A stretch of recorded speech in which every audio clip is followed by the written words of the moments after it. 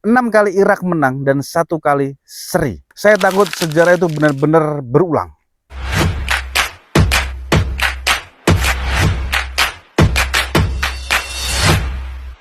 Enaknya diomong kobot itu, update jadwal pertandingan, update hasil pertandingan, evaluasi pertandingan tipis-tipis. Di sana ya ada statistik, head to head dan lain sebagainya. Tipis-tipis, gosip-gosipnya, prediksi-prediksinya.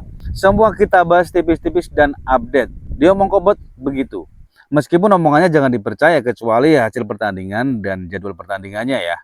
Oke, mari kita lanjutkan. Ada banyak sekali hasil pertandingan dan jadwal pertandingan. Ada laga-laga persahabatan klub-klub top dunia, hasil pertandingannya, jadwal pertandingannya, negara-negara top dunia juga.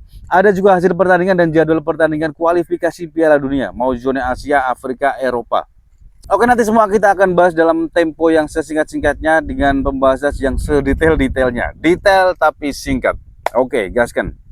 Oke, kita mulai dulu dari laga-laga persahabatan klub-klub top dunia dulu. Nah, ini dia hasil pertandingan laga persahabatan antar klub dunia. Banyak sekali. Di tanggal 10 saja ada 10 hasil pertandingan. Tapi tentu saja kita tidak membahasnya satu persatu ya. Karena ini terlalu banyak dan tidak ada klub yang istimewa untuk dibahas. Kecuali Atletico Madrid dan Inter Milan. Ini bagus juga tapi sebenarnya kita juga harus melewatinya. Nah, ini adalah jadwal pertandingan. Di tanggal 11 aja nih. Laga persahabatan antar klub dunia. Ada 11 atau 12 jadwal pertandingan tuh di situ tuh. Mulai dari jam 10 siang udah lewat berarti. Ada jam 3, 4, 5, 6, 7, 9 sampai jam 10 nanti. Khusus tanggal 11 saja. Kalau ada yang mau pembahasan tipis-tipis ya, Atletico Madrid bertemu dengan Inter Milan di laga persahabatan tadi, bisa lihat di video pendek saya aja. Kita lanjutkan ke pertandingan persahabatan atau laga persahabatan antar negara. Nah, ini nih. Untuk di tanggal 11-nya hasil pertandingan sudah ada 6 hasil pertandingan. Amerika, Ekuador, Argentina, Venezuela, Kanada, Australia, kemudian Chili, Peru, Spanyol, Norwegia, Rusia, Iran, dan seterusnya dan seterusnya. Untuk tanggal 10-nya sudah banyak sekali termasuk juga Korea Selatan dan Brazil semalam itu. Tapi tidak kita tampilkan karena terlalu banyak sekali hasil pertandingan. Sudah ada di video-video pendek saya juga ya. Untuk di tanggal 10 hasil-hasil pertandingan. Sementara ini adalah jadwal pertandingan untuk tanggal 11 saja. Waduh, ini banyak sekali nih. Ada Inggris, Belgia, masih banyak lagi. Silakan disimak aja. Banyak sekali. Ada 14 jadwal pertandingan tuh.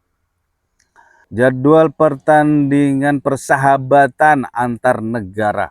Oke, mari kita lanjutkan ke hasil pertandingan Piala Dunia. Kualifikasi Piala Dunia zona Afrika dulu. Oke. Di zona Afrika. Nah, ini untuk tanggal 10 aja ya. Karena di tanggal 11 kayaknya nggak ada. Untuk tanggal 10 di matchday ke-9. Hasil pertandingan kualifikasi Piala Dunia zona Afrika. Matchday ke-9, tanggal 10 aja. Setidaknya ada 9 hasil pertandingan untuk matchday ke-9 kualifikasi Piala Dunia zona Afrika. Sementara itu untuk jadwal pertandingannya, kualifikasi Piala Dunia zona Afrika ada berapa tadi? Ada 20 ya. 20 jadwal pertandingan mulai dari tanggal 12, 13 dan 14. Kita bisa-bisa aja ya tanggal 12, 13 dan 14 kita bisa biar enak dibacanya. Ada 9 grup di kualifikasi Piala Dunia zona Afrika. Dalam satu grupnya terdiri dari 6 negara. Dan ini adalah klasemen sementara atau peringkat sementara dari masing-masing grup.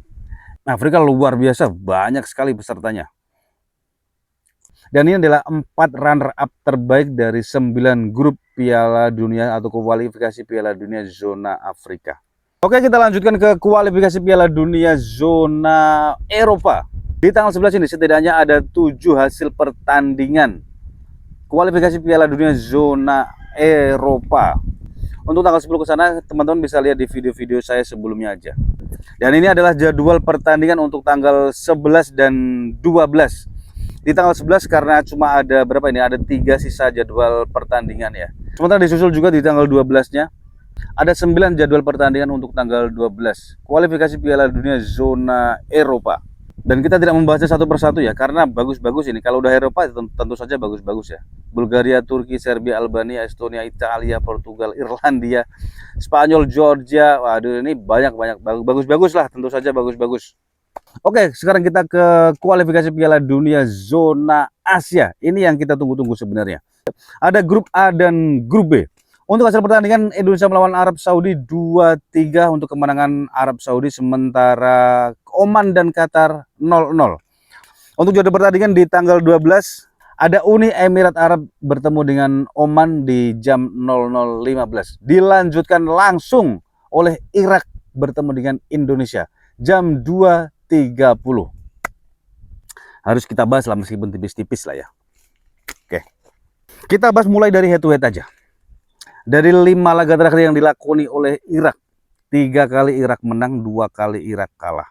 Sementara dari 5 laga terakhir yang dilakoni oleh Indonesia, ini termasuk laga-laga persahabatan juga. 2 kali Indonesia menang, 2 kali kalah, 1 kali seri.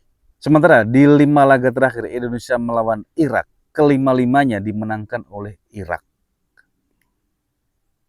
Indonesia belum pernah menang sama sekali melawan Irak. Misalnya saya tarik pun, dari 7 laga terakhir, dari tahun 73 ini, Indonesia bertemu dengan Irak. 6 kali Irak menang dan 1 kali seri. Belum pernah menang sama sekali. Saya takut sejarah itu benar-benar berulang. Ya, takut bukannya nggak pede, ini kita realistis lah. Karena ini berdasarkan head to head ya. Tapi bagaimanapun, skuad kita mengalami banyak sekali perubahan. Wah, pesat sekali perubahannya, luar biasa, naik sangat drastis. Dan ini yang tentu saja kurang bisa diantisipasi oleh pemain-pemain lawan gitu, kira-kira seperti itu. Karena tiba-tiba tuh serangan pemain-pemain baru langsung langsung bagus gitu. Ini yang tentu saja sulit untuk diantisipasi lawan. Tapi ya tentu saja semua penikmat sepak bola Indonesia ya harap cemas Indonesia bakal menang. Tapi memang wajib menang. Masalahnya itu wajib menang, nggak bisa nggak menang, harus menang. Nah, kalau bisa sih menangnya itu 2-0 lah minimal ya. Saya kira semua penikmat sepak bola Indonesia juga sudah mempunyai gambaran masing-masing ya. Peluang Indonesia seperti apa? Ya tentu saja harus menang. Udah, itu kuncinya itu aja. Tentu saja harus menang. Asalkan kalau buat saya, kalau mau menang ya minimal untuk formasi atau strateginya itu ya seperti ini. Formasi 3-4-3 dengan memainkan 3 pemain belakang, J.I. Jess, Rizky Ridho, dan Justin Hubner. Kemudian di depannya ada 4 pemain, yang di posisi tengah ada Joe Paul Pesi, kemudian Tom Haye, yang di sebelah kanan ada Kevin Dick, yang di sebelah kiri ada Kelvin Verdong, kemudian 3 yang di depan, yang menjadi target man adalah Ole Romeni, kemudian sebelah kiri bisa Emiliano Jonathan, dan sebelah kanan Wahaji Ragnar Uratmangun, atau bisa dibalik. Nah, dengan strategi atau formasi 3-4-3 dan pemainnya seperti tadi, saya kira itulah hal yang maksimal yang bisa dilakukan oleh timnas Indonesia. Tapi tentu saja hal yang jauh lebih tahu soal hal ini adalah tim kepelatihan. Kita ini penikmat bola, terutama saya penikmat bola, bukan pengamat bola. Yang saya rasakan seperti itu, ya udah itu yang saya sampaikan. Mungkin juga sebagian dari teman-teman juga seperti itu. Bukan pengamat, tapi penikmat. Lebih ke penikmat sih. Namanya penikmat, ya sosok pengamat sebenarnya. Tapi harapan saya sih seperti itu. Dan ada lagi, dan harapan saya lagi, semua pemain-pemain yang saya sebutkan tadi benar-benar fit di lapangan, bisa memaksimalkan semua kemampuannya. Amin. Oke, sementara ini dulu yang bisa saya sampaikan. Mudah-mudahan kita bisa ketemu besok lagi. Kita jumpa lagi. Salam Omong Kobot. Update terus hanya di Omong Kobot.